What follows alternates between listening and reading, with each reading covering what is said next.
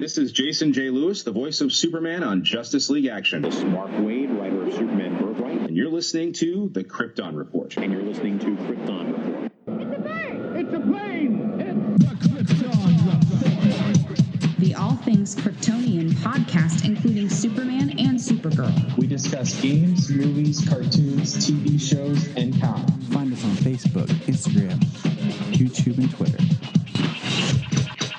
All right, welcome back to the Krypton Report. It's me, the Superman of Blue, from Columbus area of Ohio, Tyler, and reaching into the vast distance of the world that we live in to find my partner, the Superman Red, about 2 hours away, near Toledo, Ohio. It's James.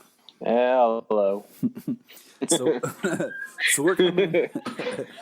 we're coming at you today with an exciting episode because we're actually going to touch on something that we haven't really talked on, but last episode, as promised, we had a new Central Kryptonian, actually kind of two of them, if you think about it, talk about. So we're going to get started and just jump into things. James, give us a synopsis, and what are we talking about first tonight? We're talking about Titans Season 2, Episode 6, titled Connor.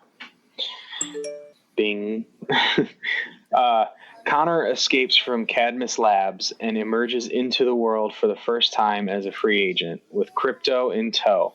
Connor's search for the truth about his past leads him to Lionel Luthor, Lex Luthor's father, and Cadmus geneticist Eve Watson. Eve informs Connor of his true heritage and sends him on a path of self-discovery, examining his own identity and inherent impulses. In a moment of question, Connor chooses to act heroically and finds himself face to face with the Titans. All right. This episode, probably my favorite episode of Titans. Mine too. I laughed, I smiled, I got excited. I wasn't sure where they were going to go. It starts off at the beginning with a quick kind of reshot of that tease that we had out last season, which kind of helps us put it in timeline perspective. So this is going on concurrently with what's going on in this season 2, based on how it ends. Yeah, the seems like the tease there is months. The tease at the end of the credits of season 1 is months in the future, shortly here before what's going on. Like the amount of time that Connor has been out of his tube is barely as long as Jason's been kidnapped by Deathstroke. Maybe slightly longer. Yeah. You got to include travel time. They don't have any kind of like time stamps or anything. They don't say how long he's been out of the tube or when it comes to how long it takes to travel and stuff. Because at some point they go from Kansas to San Francisco. So right. They drive across half the country. That take you at least a day if you're driving straight on through. I thought that was crazy, like how it just kind of like cuts and like Krypto, we're in Kansas, and I was like, wow. Thought that was pretty crazy. So, but I liked it. I liked how it started out. It was all kind of like how I had guessed. Like this would be kind of all centered on one character. You can still see through the dark, right? Make sure the lights. Okay. We didn't know for sure if it would pick up where the last episode left off or what. And we meet Connor, and I like this actor as Connor. Yeah. He looks like he could be Superman. He has his face. Okay, sounds weird, but like certain angles and shots, his face looks different. It's the way they light him or shoot him or just his face. Because, with him being a mix of Lex and Superman, it's kind of nice that either if it happened naturally or if they shot him that way, he looks kind of different depending on what he's doing and what's going on, what impulses he's acting on, because this is actually quite a different version of Connor than I've ever seen. I haven't read everything from Connor in the comics, since his inception in the reign of Superman. But the fact that he has the emotional maturity of a child, of a 3-year-old. He's very young, and he's just all base impulses and everything. I mean, in Young Justice, which has done him the best so far, he wasn't quite like that. Because to kind of like speed up the process of like him knowing things and having at least a certain understanding of things in the world. He was force fed all of the knowledge and stuff by the genomes. Yep. So all of that was just implanted into his head. So he was a lot of base impulses and everything because he just, he had never lived in the world. It was only stuff that was implanted in his head. But he wasn't this, he wasn't a super powered child. He also, like, the one thing that they show, and this is when even him are talking, he has memories from his host parents. Yeah, they write that in really well. They talk about the genetic memory. She suspects that he has genetic memory, but then also finds out that he has like genetic knowledge transferred. So he has memory, and he has the memory and the knowledge of both Superman and Lex Luthor. I mean, how complete all of that is one thing to be discovered, but it's very interesting, to also see that he has these memories from both, and they're like colliding. Like the way he goes to Smallville, he has the memories of Smallville, but his happy memories are of Martha Kent and the Clark farm. And when he goes home, quote unquote, he goes to Lionel Luthor's house. You expect him to be going to the Kent farm, which is what he's looking for, but he goes to the Luthor home. I thought it was neat that they went more with like the secret origins, excuse me, where Lex grew up in Smallville. Like Lionel is not like a rich and powerful. He's just a average like farmer, abusive person. Right. He does say that he was a scientist. So I don't know about farmer, but he lived in a country house. I thought he meant Lex was the scientist. He said that Lex was a scientist like him. Okay. But Lex knew things and understood things that he couldn't grasp yet from such a young age. One interesting thought I had is, like his happy memories, they're exactly that. When you think about happy memories, they're in that light, you know what I mean? Everything is so happy. But when you have bad memories, everything seems so dark. And in memories, they seem worse than they really were. You know what I mean? Mm-hmm. So the fact that, Lionel was probably an alcoholic and, somewhat abusive, like that could be more how Lex interprets his memories of being so much worse than they actually were. At least the way Lionel wants to try and describe their relationship, how Lex lacked empathy, and how he was always so self-determined and propelled, and how narcissistic he is. You know what I mean? So like you kind of make it wonder, like if some of his memories, the dark memories from Lex Luthor, are just, they make it seem worse than it really was. You know what I mean? And then the good memories for Clark were, they're good memories. So they just seem so much more majestic as he's just like remembering them, because they're also the first experience he has of joy and love and fear and anger and hate. You know what I mean? Mm-hmm. So that they're so much more powerful to him at those points. Excuse me. No, I completely agree with you. I liked that, like, you know, he's conflicted. He's trying to figure out what he's doing. But let's back up to when he first gets out and he's walking around. He has the impulses to help people, which is awesome. Like, you know, he's like, I gotta help her, and then he sees the woman being robbed. After he's drawn to the shirt, the symbol of course, Superman. Mm-hmm. And I always think it's interesting how that T-shirt's just hanging there. And he's like, that's the one that just becomes his.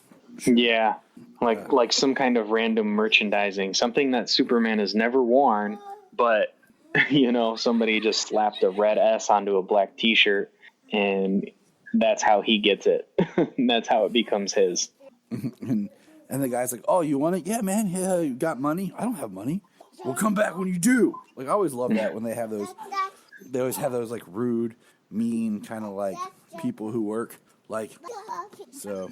Yeah, the street vendors. And then so he goes and he rescues a lady, and then this guy's trying to take off her money. He's like, you have money? Can I have it? You know, and she's like, yeah. She don't realize, and he doesn't realize what's going on. Right. Yeah, she kind of thinks she's still getting robbed.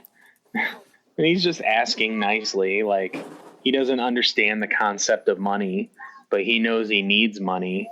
Mm-hmm. You have money? Can I have your money?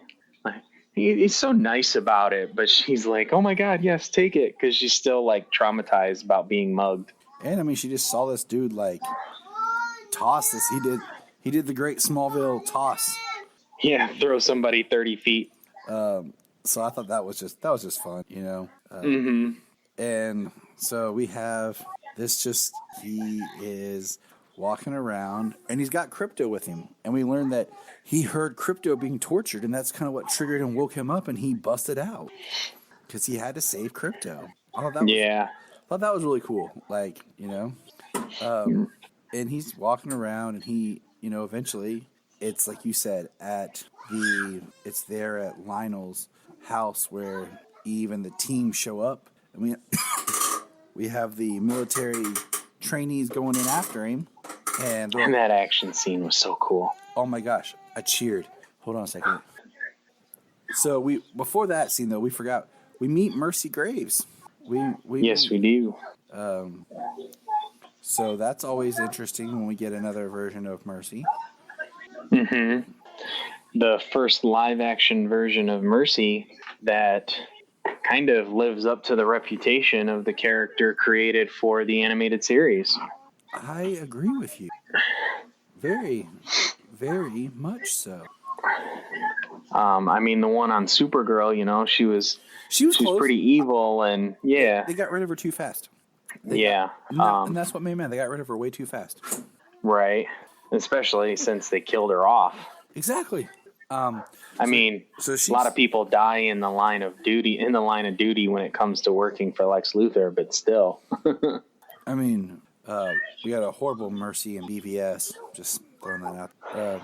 Yeah, she barely said anything. She barely did anything. She was literally just following Lex around. Like a lovesick puppy. And, yeah, I mean, the reason for her being in BVS was to show how cold this Lex is, because he killed his right hand and blew her up along with the rest of the Senate hearing. Like, that was her entire purpose for being there. So when they're in the house, like you said, that attack was awesome. They shoot a missile in there, and Krypto catches it and throws it back. The best. Yeah, first he uses his heat vision and takes a guy's gun out, heats it up so he drops it, and the guy fires a missile into the house. And then he plays fetch with a missile. He jumps up, catches it, and redirects it back outside at the guy who fired it in. That was wild. I did not expect the guy to get blown up by his own missile like that. Well, but it was cool. I loved how powerful. Like, I was kind of waiting to see how much power I don't think he's going to fly. because we see at the end him leap, and but he had heat vision, which heat vision always makes me happy. So that made me really excited. Did he use heat vision in this episode? Yeah. He melted the tires of the van. Yes, he did. And I was like, yeah, heat vision. Junia's like, calm down, Tyler. Yes, he did. And he used super breath. Yep. And he used super speed and super strength. So I think the only thing they displayed all of his powers pretty quickly. I think the only thing he's not going to have is flight. Right. Which I can understand, if they're not going to have Starfire fly, and especially with the way that Starfire does fly, she's like propelled by heat and flame, Mm-hmm. The special effects on that would be really expensive. So and then his version of flying is a lot more plain, it's just flying, but mm-hmm. If they were keeping that down, I do like the idea of him not being able to fly. Like I said, Young Justice has done the best version of Superboy to date that I've ever seen. And that's the one I enjoy the most. He has some of his own powers. He possesses some Kryptonian powers, but he doesn't possess all of them. And flight not being one. He can leap a tall building in a single bound, but he can't fly. And that's where I'm coming at is I'm not a fan of the tactical telekinesis. Which was like his original when they did the clone thing. I like the idea his that tactile telekinesis. I like the idea that he has Kryptonian based power, but they're a little watered down because of the human, just like they did on Young Justice. In Young Justice, Mm-hmm. he didn't have heat vision until he got the shields. So the fact that all he had, and he didn't even have like X-ray vision. He had infrared vision.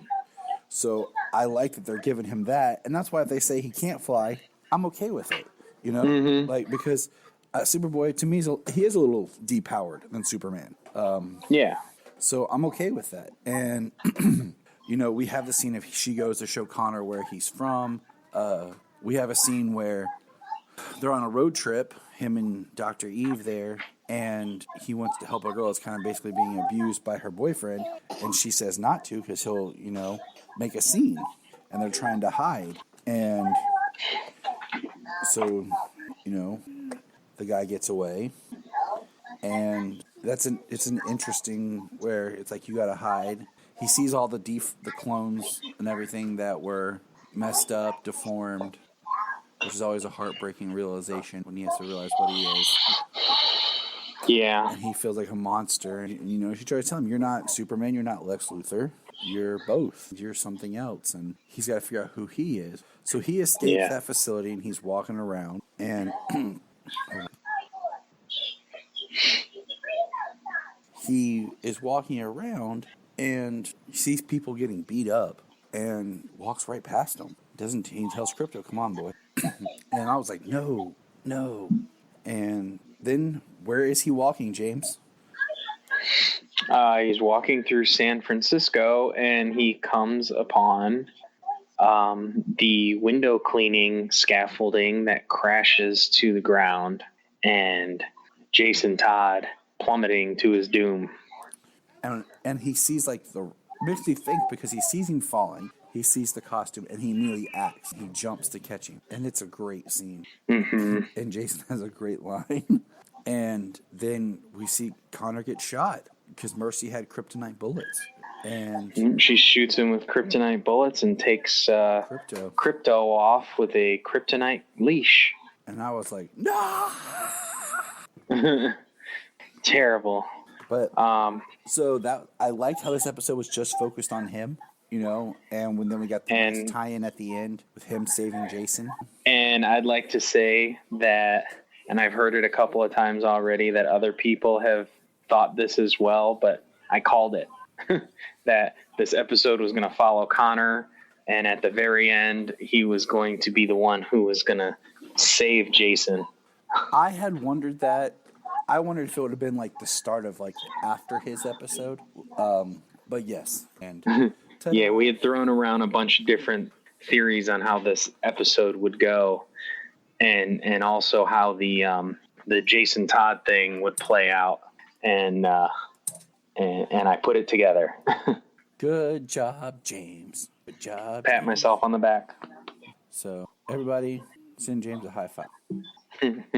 But yeah, so what would you rate Connor? I know this is our kind of first, our first, what you could call it, real dive into Titans, because we love Titans and we like talking and touching on it. But usually, it doesn't have anything Kryptonian until now. So I kind of and I mean, there's so much DC TV to talk about. It's something that just kind of gets hard. Right. We always kind of put our thoughts out there on the beginning of seasons and pilots, and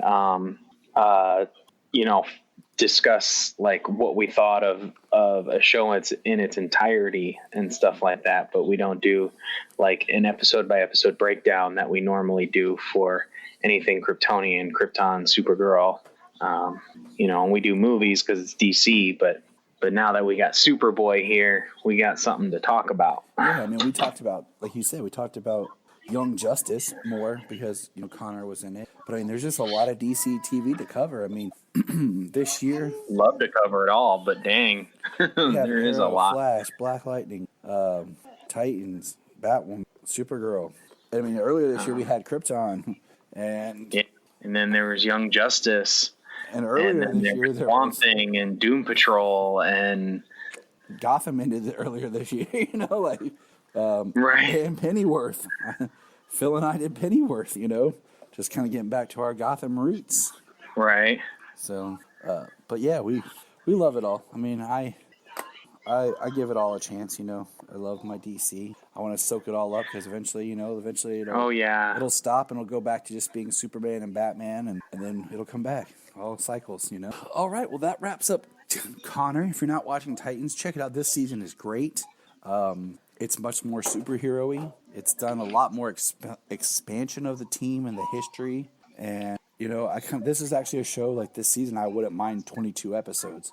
I feel with all the characters, 22 episodes would have been a really good way to go compared to just the 13 that are in. So. Yeah, and also the way they structure, the way DC Universe has structured every single show. I mean, even Swamp Thing to a degree, but Swamp Thing was quite a bit more contained because there wasn't an overabundance of characters. It wasn't such a large ensemble cast. Like Doom Patrol, you had to focus on all of the members of the Doom Patrol as well as all of the supporting cast in the show. Swamp Thing had a few main characters. It was all an ensemble cast. They were all, besides Abby being basically the lead in the show, everybody else, even Swamp Thing, was basically a supporting character in the show. Mm-hmm. So, that one's a little different, but Titans, Doom Patrol. So the way they structure the show and the way they focus on all the new characters and they focus on a specific storyline and not trying to fill out each episode with an A, B, and a C plot for everybody, and a lot of filler, the way they structure it, it would work out really good for a longer season. All right. Exactly. I mean, you couldn't have said it better. Sorry, I was telling my children to calm down. Now let's move on. That's okay. My daughter's having girls' night, and she's got a couple of girlfriends over here spending the night, and they just came trampling down the stairs. Respect. So let's move on to Supergirl. Supergirl, season 5, episode 2. What was it called? Strangers by Me? Strangers Beside Me. Strangers Beside Me. That's it. Jean and Kelly use Obsidian tech to discover and recover erased memories of his brother and his betrayal. Jimmy has job offers rolling in.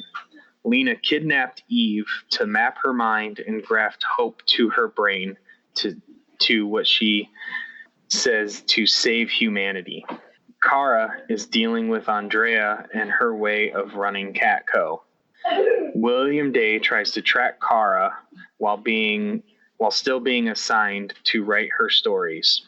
Supergirl faces off against Malafa Ak, who impersonates Kelly, and then Alex. So did you know that the 13th episode of this season is going to be Supergirl episode 100? No, I did not. Not to jump ahead real quick, but I was looking at it, and this was, I believe, the 89th episode of the show. Yeah.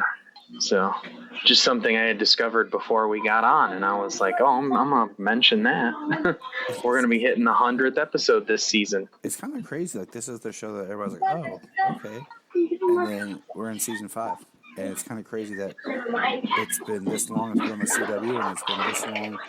Like, think about season 2 when Superman was introduced. Like, this show's come a long way. I like this episode. Because I like that we got more about John and Malafak. He actually said his name, Malafak.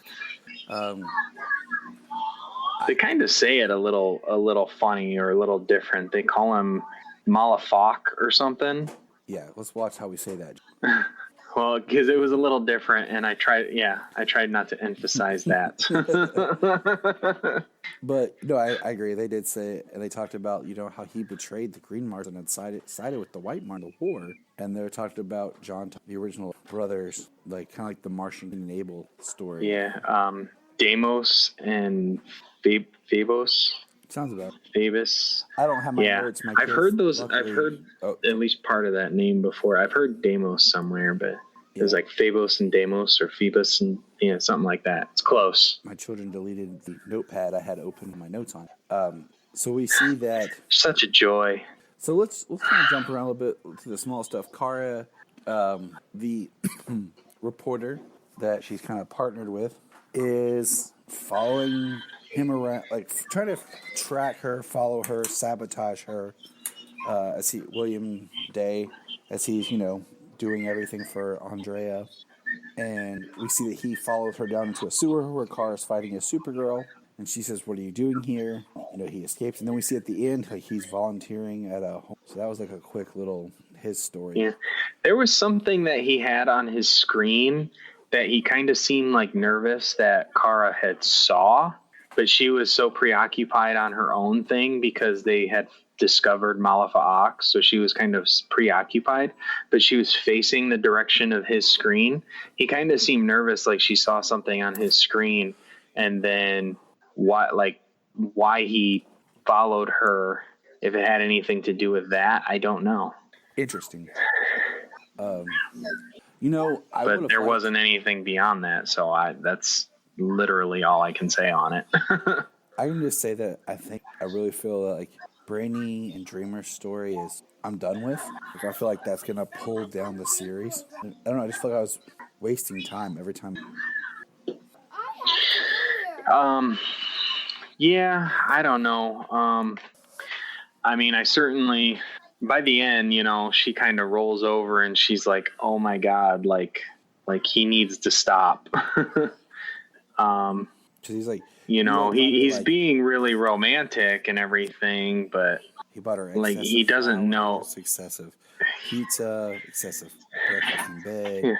Yeah, he brought her like 4 breakfast burritos with a flour and her favorite coffee and everything, which was nice. Any woman would love to be able to start their day with breakfast in bed of their favorite food, stuff like that. But then he sends her like 60 boxes of sushi, and like she's got pizza stacked up on her desk. Like, how much food do you think a woman eats? Like, Supergirl can eat all she wants, but so yeah, and I'm just kind of like, okay, the awkward I feel like it was all kind of played out already. So yeah, I mean, last episode, they were kind of like, it's just Brainy's so awkward in it. Like, in last episode he was like so distant, a handshake, like he wouldn't hug her or kiss her or anything. And now this episode, he's like full on extreme, trying to be the most romantic, the best boyfriend ever. Mm-hmm. And like he has no concept of mediocrity, of modesty and moderation. So, and then we have, Not my favorite part of the episode either. We have Jean having issue after, and they goes to Obsidian to have his mind to map out to fix it, like his help. Yeah, it's interesting. They start Kelly starts probing his mind, and they discover parts of his mind has been erased. They want to figure out how to stop the pain that he's having because it's a Martian condition where brothers or siblings, if they were to engage in combat against one another, it would cause them both agonizing pain. So they're trying to stop that, and they find out that he's had memories wiped and erased. And so then they start delving into his mind, trying to use pieces to reconstruct his memory, which was that was a kind of a cool part. Yeah. Showing the Martian war and Malafa'ak and his betrayal and, him remembering pieces and them popping in. And yeah, it was pretty cool how they kind of rebuilt that. Anytime they give us more with them, I'm okay with. I love on the show. I could watch a whole spinoff show called just about before. Yeah, right. I would love to watch a Manhunter show about Martian Manhunter taking down criminals across the known galaxies and, imprisoning them in the Phantom Zone and whatnot. He's called Manhunter, so it kind of seems like he's nearly an intergalactic bounty hunter, less bounty hunter, but more lawmaker, detective cop type thing. Yeah. He actually goes after criminals. He wasn't in it for money, say a la Lobo. He was in it for the right reason. I kind of would like them to, in this season, in a way, I would like Kara almost to step away from Catco and almost them drop the DEO and really change it up. Now that John runs his own kind of detective agency or something, I don't know what, but just I feel like let's move away from the DEO at least. But we have because we have Andrea after wanting her to write about her event, lowball journalism about who was wearing what, who was dressed. She doesn't care about the real articles that Kara wants to do about James, who has the be a senator. So that's all changing. I think Andrea is going to emerge more of a villain that Lena is going to have to fight as well. Andrea finds her tech. Right. And she's all upset about that. And she's upset that Lena cracked it or something. I wasn't sure exactly what had happened. Yeah, it was. I wasn't exactly sure either. Just more or less, she's able to monitor her tech, and when somebody's trying to, or Lena, when somebody kind of tries to reverse engineer it or crack the code or something like that, she knows. Mm-hmm. Kind of like a corporate espionage failsafe, you know what I mean? So nobody can steal her tech or her ideas. So we have that, and then, like you were saying in the synopsis, what I thought was crazy is Lena maps out Miss Tessmacher's brain. Miss Tessmacher, she kind of alludes to Leviathan, because she says they can't know, they'll find me. They'll kill me instantly. And Lena's just kind of whatever, brushes it off, and then basically turns Tessmacher into her AI of hope. Yeah, she all the while she was mapping her brain, she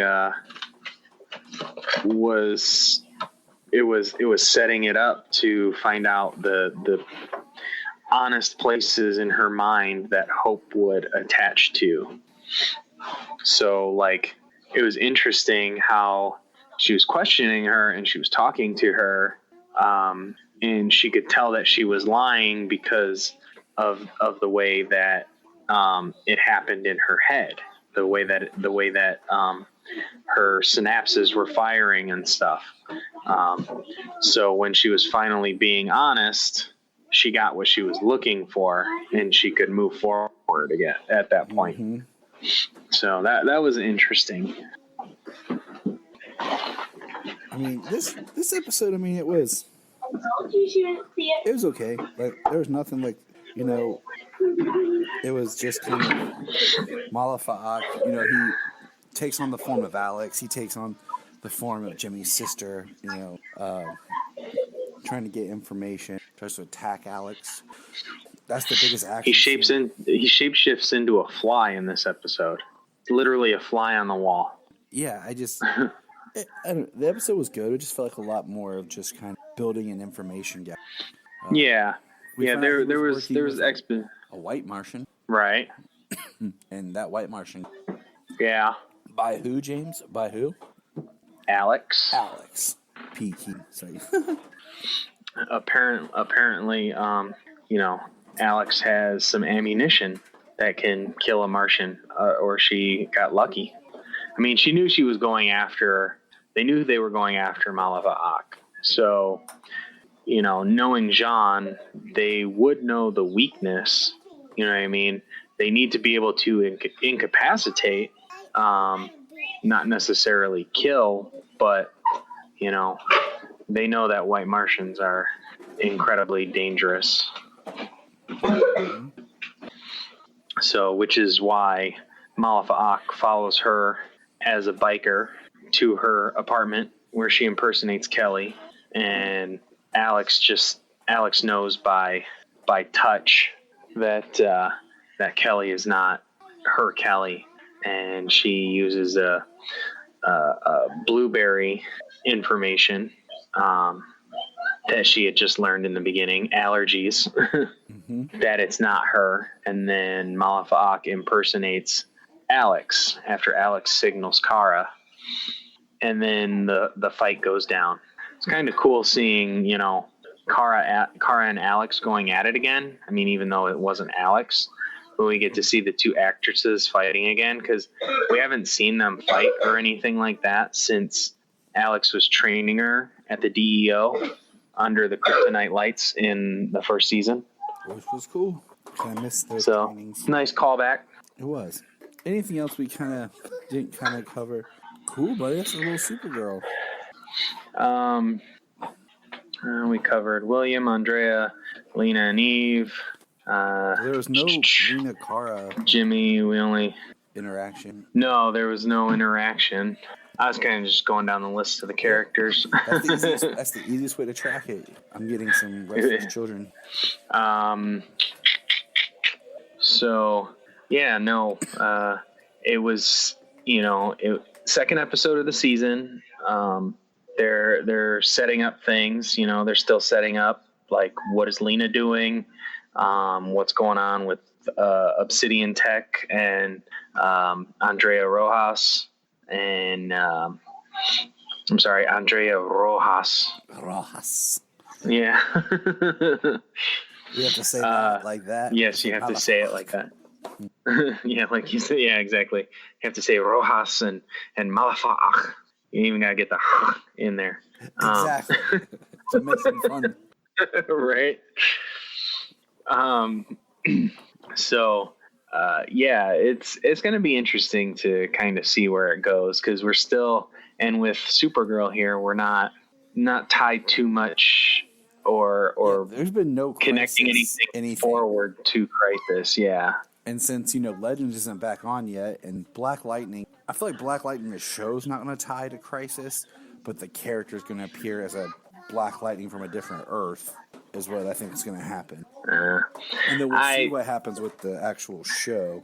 Right. I wonder if maybe there'll be, like, this season will wrap, and the final episode will have some sort of indication of, like the red light of Crisis or whatever. So... I mean, I don't, you know, it being his first crossover, I don't want Cress Williams to be forced to be a different Black Lightning. I mean, that's for the Crisis, you know what I mean? I'm just going by to me that would make sense based on how that show is structured. B, what's going on in that show, but also, like, he's got a different suit in the photo we saw. Well, that suit is the suit he's supposed to have this season. Okay, cool. So what I think, because from what I saw on the first episode, I haven't gotten to watch the second episode yet. What I saw on the first episode was his powers. Something happened while he was in custody with the ASA. And something happened where his powers have almost been enhanced. And before this, his first suit created by Gambi was actually hurting him in the long run. So the new suit that Gambi created for him for his return when the first season started was better. It wasn't hurting him, and it was also enhancing his abilities. So some things that he couldn't do before, he could with the help of the suit. But now, whatever has happened to him, he can do things that he could only do with the suit. So I think that he's getting a new suit because he doesn't need the aid of that suit that he previously had. Well, awesome. That sounds good. But we're gonna wrap. So I like when they give a real reason to change suits like that. You know. I do too. They never did an Arrow other than like mask. And then, like, Ralph Face destroyed. But then, like, okay, he changed it. But after that, like, he changed every... right. The Flash, they've always come for his suit till this past... Yeah, his was just kind of, like, updates, you know? Like, new updates to his suit and whatnot. And then Supergirl only had the one suit change. That just happened now. And we got a reason for that. So. Yeah. Yeah, and I mean, an actual reason for it.